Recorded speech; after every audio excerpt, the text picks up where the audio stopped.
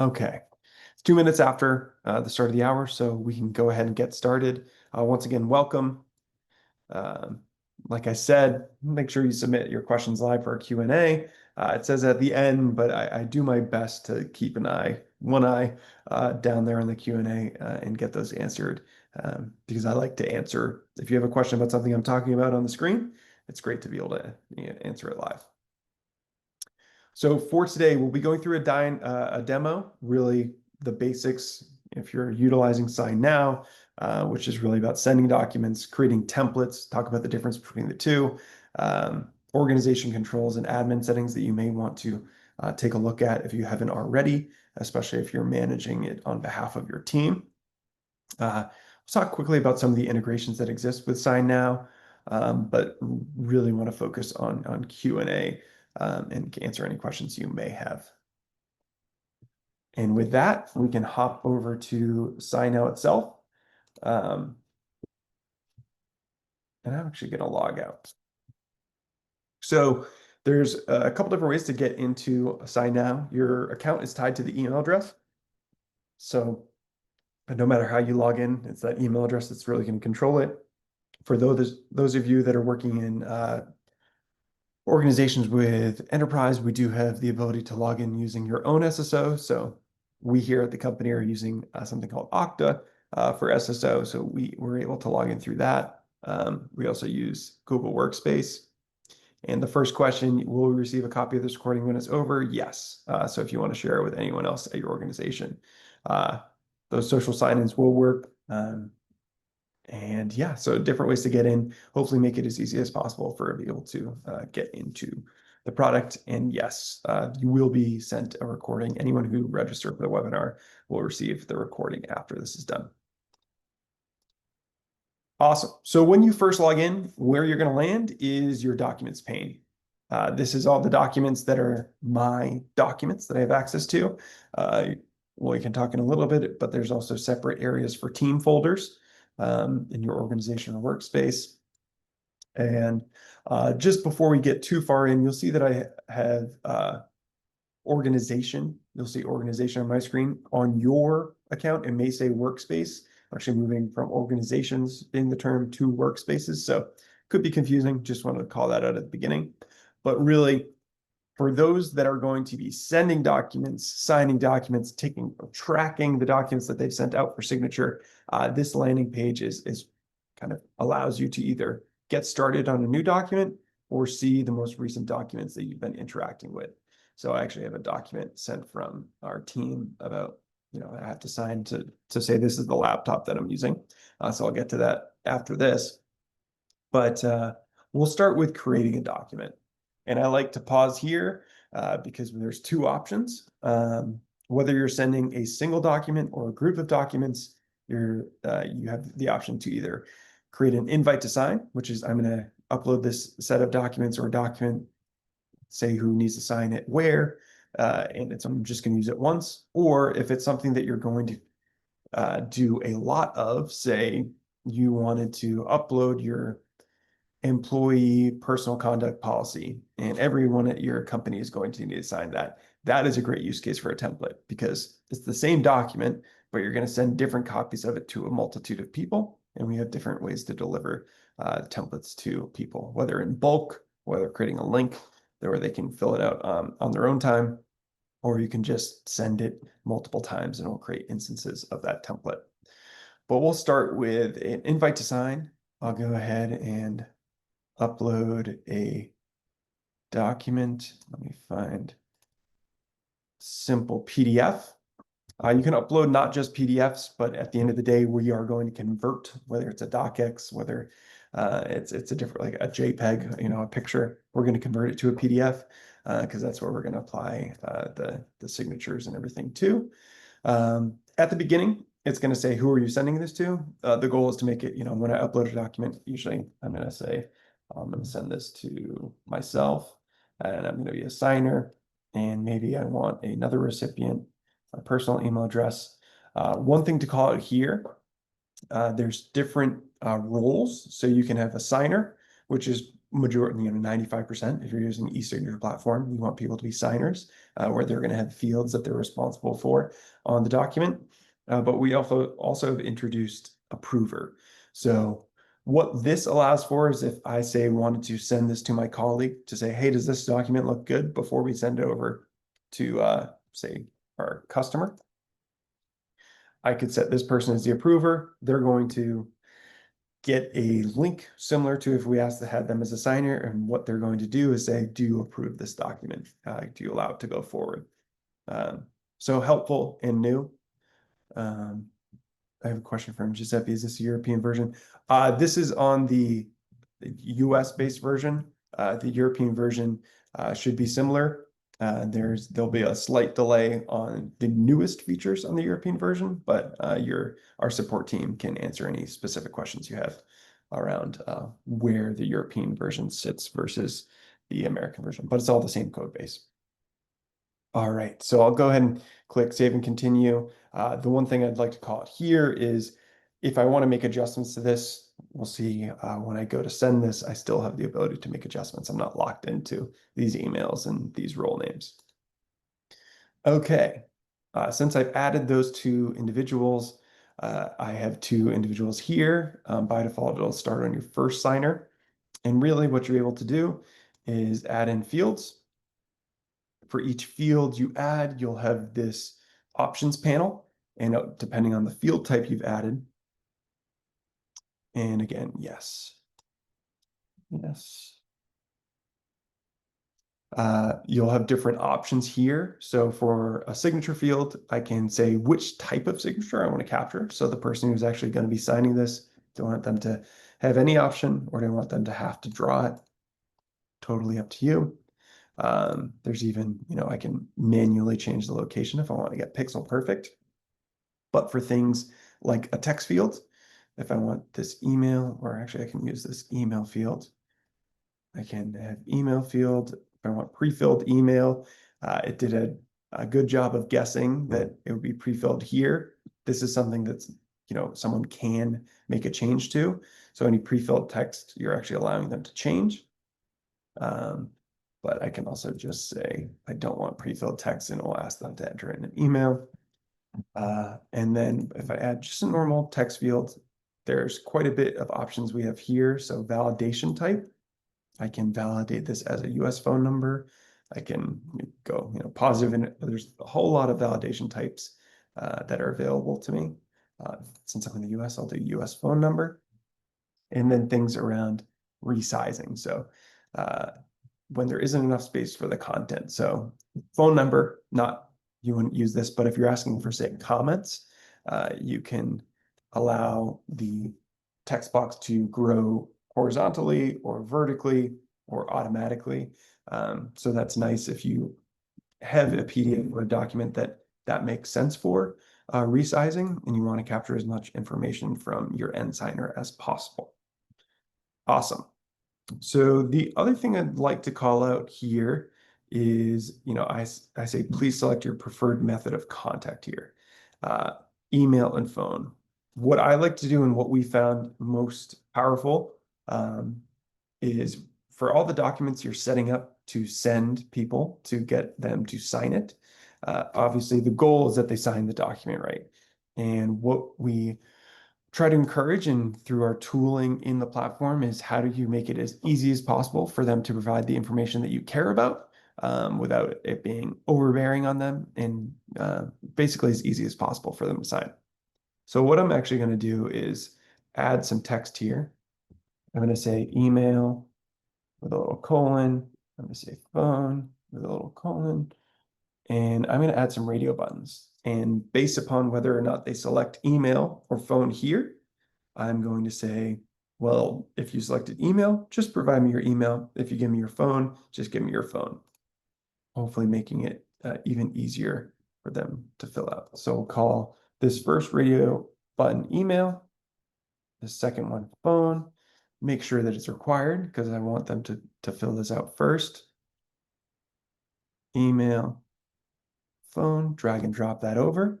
And now what I can do on this email, I can add a rule to say, show this field when the radio group button equals email. And I can do the same thing for phone. Show this when it equals phone. And at any time you want to preview how this would look from your signer's point of view, I'm previewing as this first signer, I'm going to ask them email, and then they'll be required to enter an email, or phone, enter in phone. So those nice things that would make it easier for the actual end user to complete your document, like conditional routing, but also making sure that you get the data that you need on that document. Awesome. So other things to call out here, you can request attachments from the end signer. So let's just add another signature field for this second role here. Or in this case, let's have them initial. And it's color coded. So anything from this second step will be color coded. And since I named the field or the role customer, it'll show that here as well. For those power users, people that are going to be setting up a lot of documents or templates, we have introduced the concept of custom field. So if I say added this text field for phone, and I want to save this as a custom field, I can do so here, save it as a custom field, and then it will be available here. So we'll call this just phone number. And now I can just drag and drop phone number wherever I'd like. So that's useful. If you have something that you set up validation, like it has to be 6 characters, and you want a certain, like it has to be positive integers, you could just save that. Maybe it's your company ID number or something of that nature. And then you don't have to set that up each time you want to add it to a document. You have it in your custom fields. Awesome. Some other features that I'd want to call out here, we do actually have a commenting feature. So if I can comment and I can share, it'll automatically ask me to share this document with the person I'm commenting with. So I'll go ahead and share, and I can allow them to either send on my behalf or edit the actual document. In this case, I'll just say view. But this is more of an advanced feature, but it does let me kind of do a little bit of collaboration with people. And this look good. And those people get a notification and can look at the comments on this document, and they can even mark as resolved. So different than the viewer where they are the approver, where they're part of the actual signing process. This is about commenting on a document prior to you ever sending it out. Awesome. Some other things before we jump into all the options we have when we actually go to send this. You can actually add more documents to this invite directly from the editing session. You can replace the underlying document. So if I have a template and I created it in a word processor, I have a new version for 2026, then I need to switch it out. I can switch out the underlying document in my template, make things hopefully a lot easier. And yeah, so lots of options here, kind of breezing through the main ones that people are using day in and day out. But again, if you have any questions about editing or setting up the document for signature, let me know. But I'll go ahead and click continue. So we're going to move from preparing the document to setting up and sending the invite. It's really a 2-step process. It's, setting up the document and sending it out for invite. So hopefully getting those documents and gathering those signatures as quickly as possible. So to call out here on the right side, you'll see a preview of both the email and what the people will see when they're signing the document. And you can do this as customer or each role in the process. And then if we look at all the options I have here on the left middle of my screen, the first one, if you want parallel send, or if you want things to happen sequentially in order, especially when you're introducing a prover, sequential is the route to go. I have it in order. So this customer role will not receive an email to complete their part until recipient 1 has completed and signed their document. If I want that to be go at the same time, I can turn this off. You can have recipients to a new step, things of that nature. You can have it go to one person and then go to 2 people after that, any combination of the above. So yeah, that's where you would set that up. Can Chinese users be able to use all the functionality of SignNow? We'll answer at the end. All we need to do in SignNow is add our signature, but we have to set it by ourselves, right? Uh, let's answer that question. I think the question is regarding to if I, as the person who's setting up this document, want to add my own signature. We do have this me fill out now. So before I even send this to the outside party that I'm requesting signatures, I can just add my own signature here. I can do that. But if you want the capture of your own signature to be part of the larger audit trail, you can also set yourself as one of the signers. So different options there. All right, let's go back here with all the options we have with regards to the actual sending. Okay, so within each one of these, I have different options for email and SMS. There's a certain number of country codes that we cover with SMS. You can check it. We'll have them here, but we'll stick to email. And within this, I can customize the actual message that the person receives. So you'll see, I just want to make this a little bit more casual. Please sign. You'll see it updates the preview. So that's, we show you right away what it will actually look like in the person's inbox. And maybe I want to apply this to all recipients. So the customer will see, please sign as well. And that'll change the subject in the email message. And then if you click on this gear icon, this is where you're going to have a lot more options. So authentication type, by default, no authentication. So once they click the link, they don't have to sign into any service. They don't have to provide password or phone number. They just move right into the signing of the document. But we understand some sensitive documents, you may want to put layers of protection upon that. So you can add a password. So this is a password that they're going to need to know in order to be able to access the document. You would most likely want to share that elsewhere. Like you don't want to say the password in the email message because kind of negates the purpose. But you could say, if you're signing for a new house, you can say this is the new zip code plus the last 4 of your social security, and that's the password. So the person who's supposed to be signing is the only person who can. And then if you have their phone number, you can ask for like you can do 2-layer or 2-factor authentication with either a phone call or SMS. So they'll be prompted once they click the link to sign the document. You can control how many days until this document expires. So after the expiration date, they won't be able to complete it. And then you have the ability to set reminders. So I can send a reminder in, say, a week, and then I want to bother them every 3 days after. And I'll send an extra one day before expiration. And then some options allow forwarding. If you allow forwarding, they'll have the option to say, I want to forward this to someone else to sign, and it will ask them for their email. Decline button on signature fields if you want to make it more obvious that they can decline signing this. And then I am the recipient. If I click this, it's going to set my own email to the email here, and it's going to bring me right into the signing session afterwards. So I'll just click that. And then I can, similar to the email and subject, I can apply this to all recipients. Let me take a look at the Q&A. Does the recipient of the document to be signed have to register with SignNow? Is it possible to sign without registering? Yes.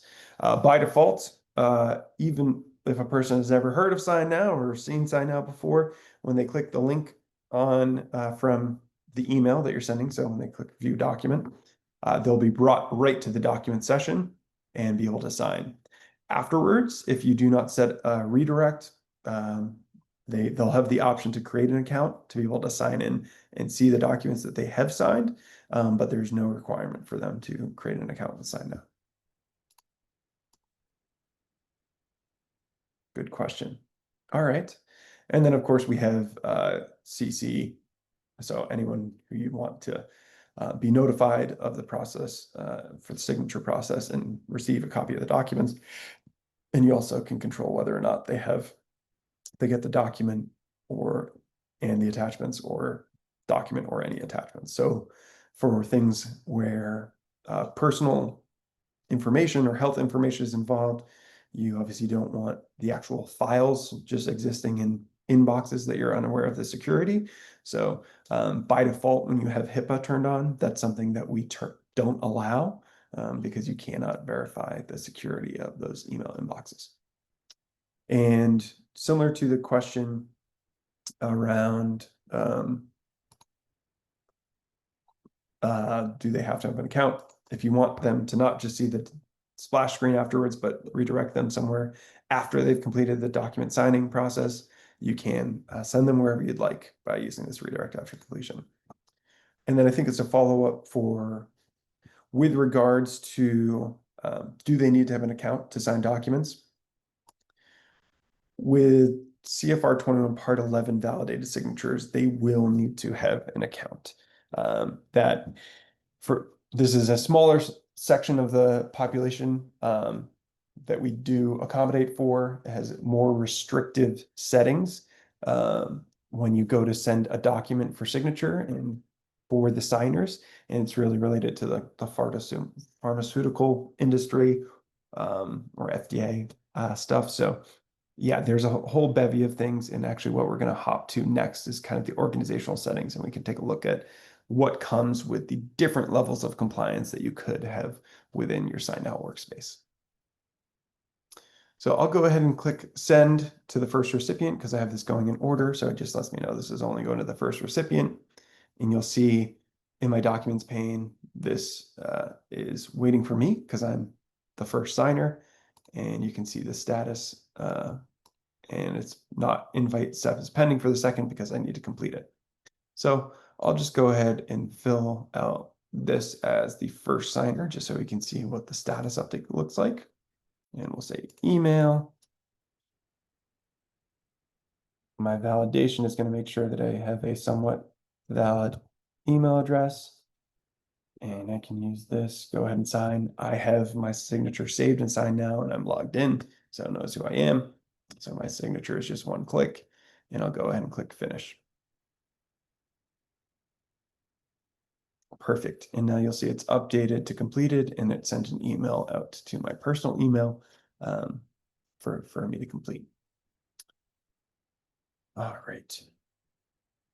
Quickly, just want to talk again about templates. If I wanted to convert this to a template, I can make a template here. And this is if I wanted to be able to send this to a lot of different people. That's what templates are useful for. All right, let me move it to templates so we can see I have this new template. I can create a link. So this is actually, I have emails tied to this. So if I wanted to have, say, on my company intranet, or if I was going to do an email blast where I don't think that everyone's going to want to sign up, but I want to give them an option to sign the document, I can create an invite link. I can, again, set the redirect after completion. I can even make use of some of the fields in this to rename them. So like keeping yourself organized. Keep that off, and I can even make a QR code or just grab the link here and include this in the email or include this on my company intranet if I want people to be able to sign up to be, the first aid captain, whatever it may be. This link is just going to create, every time someone accesses that link, it creates a copy of that vacation request form, and they can complete their individual copy of it. So templates are very useful, and I can also have the option to invite a whole bunch of people, send a whole bunch of people invites to fill out the form at once by using our bulk invite tool. And you can upload a CSV with a list of emails, and you can even pre-fill fields that are part of the document, which we call smart fields, to kind of personalize it. So if you have more than just their email address, you want to pre-fill part of the document with their name and maybe their location, you can use that our bulk invite tool to do that. And we'll create a nice little group of vacation request form plus the recipient emails, all the invites you send to keep you organized.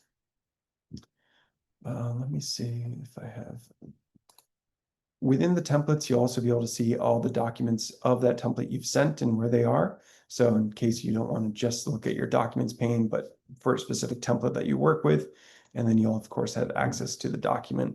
I don't have anyone completed on this, but you can look at the data that's being collected as part of that template and also export it, of course.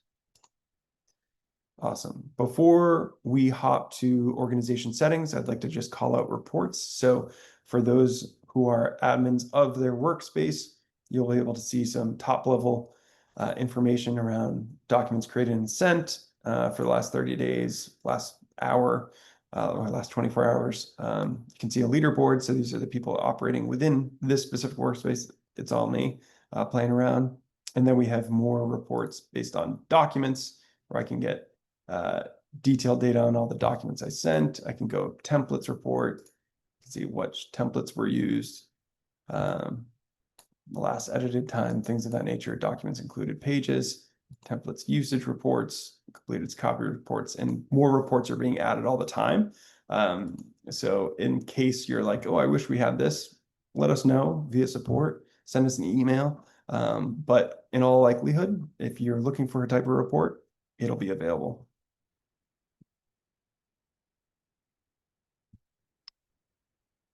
All right, I have a question just to clarify because I'm confused. SignNow is for everything, right? I mean, it's for signing our signature. Also, if I want a vacation, I can apply for it SignNow. So that was just my example document, which you might use SignNow to be able to capture signature, this vacation request form. If anything that you in your organization or in your interactions with clients, colleagues, customers, prospects, that you want to capture signature on a document, upload the document to SignNow, send it out for signature. You can include yourself as one of the signatories in that, and it will have a valid e-signature captured against that document. So that is really e-signature. All things e-signature is what you would use SignNow for. All right. We're just looking at the time here, and we really want to make sure that we take a look at the organization / workspace setup and all the available options there. So I'm a part of many organizations just because I play around. Like I have the CFR organization, I have different things that I play with, different settings. A majority of our customers have one workspace that they all, everyone at their organization operates outside of. And the only reason you would have multiple is if you just had maybe completely disparate teams that you wanted to have different admins for, or in the case where you have a subset of your users that have very restrictive requirements like 21 CFR, and you want to have their workspace have those settings applied, you can have multiple workspaces for your enterprise or your company. But within each of these workspaces or organizations, you have some settings to make that will apply to any member or people who are uploading documents, managing the sending process, sending things out for signature within your organization or workspace. So here I can manage the users of my workspace, like I ban this person, or I can add them right here. And I can also add more people to be moderators or admins. I can update my branding. This is something that I would encourage you to take a look at. It'll help more people sign documents, because if you're interacting with, say, a customer and you want to send them an order form to sign, if you apply your own branding, which will apply not only just to the signing session, but the emails that you're sending as well, include your logo, things of that nature. And there's a whole bunch you can actually modify. We want to make sure that it's personalized to you and your company. It'll change a lot, and it'll give it a nicer look and feel, and you can hopefully make it match your brand, which is just a nice added bonus. The other things, compliance settings, we touched upon this a little bit because someone had a question about Title 21 CFR Part 11 compliance. This goes into all the settings that are affected with each of these. So the more common one, sorry, back button, I shouldn't have. The more common is HIPAA. So like I said, personal health, you don't want those documents that could have that information sitting in email inboxes, whereas everything on our platform is encrypted and transmitted at rest. So security is very much a priority. So it just goes into what changes. But really where I think it's more valuable, and I would encourage everyone to go take a look at this through themselves, is the workflow settings. So these are things that if I apply to my Harry org, every person who's sending documents as part of that organization, they will have these settings applied. So I can change things like if I want to guide signers through all my fields or just the required fields. That's a decision you can make, and it will apply to every send that comes from your organization. I can force two-factor authentication to be turned on, so those authentication methods, I won't be able to send a document unless I set one of them up. And I can require custom email. So just some things that you, as the admin of your organization, can apply and have every member that's utilizing the platform within that organization have that come into effect. Some other things here are if you're utilizing cloud storage, which we'll touch upon next, if you want the history to go along with that, and do you want to receive email notifications when signers open documents? Some people really like that. Like, I want to know that someone opened this document. And you, of course, get an email notification when they complete, but you can see they opened it, but they never completed it. Some people don't want more emails in their inbox, so you have the option to set that up how you like. Cloud storage. So I'm connected to a OneDrive, but we also have Google Drive, Dropbox, Box, Ignite, and DocuShare. I have automatic export turned on. So every document that that's completed within my organization and workspace is automatically moved to my OneDrive account. So, and I have it with history on. So that's pretty nice. It's all going to move to that folder that's right here. Of course, we're retaining a copy of it until you delete it from our platform. But if you're already utilizing one of these systems, you can have it automatically, documents that are sent in your organization sent over to that cloud storage of your choice. And this is a free add-on that we allow people to use. So if you're already using them, I'd encourage you to take a look.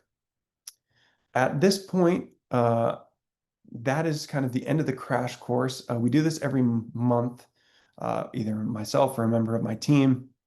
I would encourage you to ask any other questions that you might have. We do have a support portal that has a greater level of detail than I was able to go through in this 45 minutes around everything from sending something for signature, the signing experience, editing documents and templates, collaboration, and our integrations, which we didn't have a lot of time to go through today. And of course, we have like a full-fledged API, which has its own set of documentation, but that support portal is super helpful.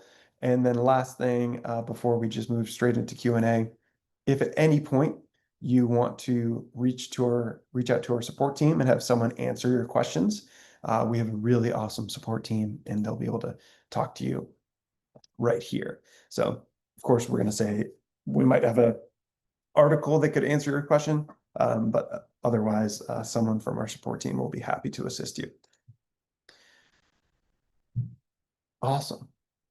So let's go back to the questions. Can Chinese users be able to use all the functionality of SignNow along with the integration to ServiceNow? We are not blocked in China. I don't think even our legal team is super sure whether or not that will always be the case, but we do have people sending and signing from within China. As far as the ServiceNow integration, that's actually managed by ServiceNow. So it would probably be a question for the ServiceNow team with regards to whether or not their instance in China works with outside technology.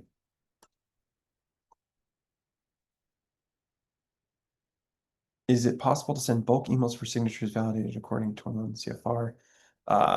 At this point, I believe there is a hurdle in that with regards to having to set another layer of authentication for those bulk invites. I believe there's a feature that either is available for our support team to turn on to allow for it. But that's a good question. And if you have a follow-up, please shoot me an email at harry@airslate, and I'd be more than happy to track that down or reach out to our support team right in the product. Is it possible to send documents for viewing only without having to sign them? So yes, at the end of the day, if you're sending a document via SignNow, there's going to be a field on that. So I guess my follow-up question would be, if you're just looking to send someone a document for them to take a look at, if they're internal, I would share that with the individual, and you can say just can view. Otherwise, if you just want to send someone a document for them to be a viewer on, that is like in a group of documents, you are able to set an individual as, I have access to view this document, but I'm not technically a required signer. So there's two different options there.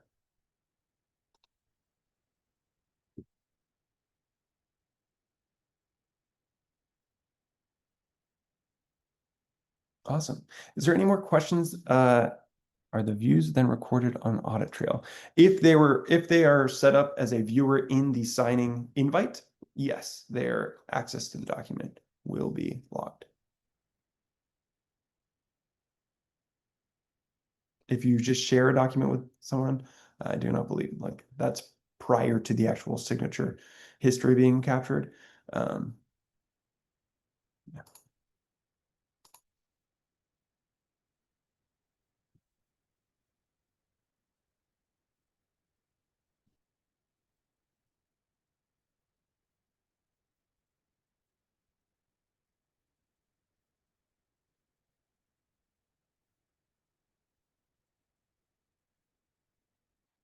And since we're talking about history, want to just, if we take a look at my completed documents, so using this quick access pane to go to my completed, I will go these three dots. I can take a look at the history, and this gives you a quick preview of all the things that we're capturing. So document group viewed, you can see, is captured there in the history. In our version, we were unable to import contacts via CSV. So that is a newer feature. So if you have a CSM, or if you want to just reach out to support and say, hey, can you turn on the new feature that allows us to import contacts via CSV? It came out within the last month. So the way we roll it out to new users, you may not be a part of that group, but we're always happy to turn things on upon request.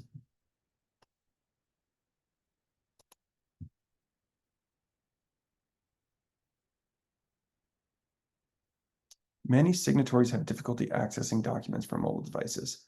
Uh, our team spends a lot of time um, on the mobile web, and of course we have an app, but we know signers most likely aren't going to have our app mobile web interface. So I'd be curious if you wanted to provide either an email or shoot it to our support team some feedback specifically as to what the issue is. And I'd also want to just call out in our workflow settings, choosing how signers can open documents when signing via mobile devices, uh, allowing signers to choose once they click at and we realize they're on a mobile device. If I have them on choose or via mobile app, that's going to either ask them, do they want to use the app, or push them to the app. If I say open via mobile web, it should cut that down and bring them directly to their mobile browser, which it could be part of the hurdle. But I would say that I have found that this is probably the best setting to utilize if you have a lot of people who are signing this on mobile devices.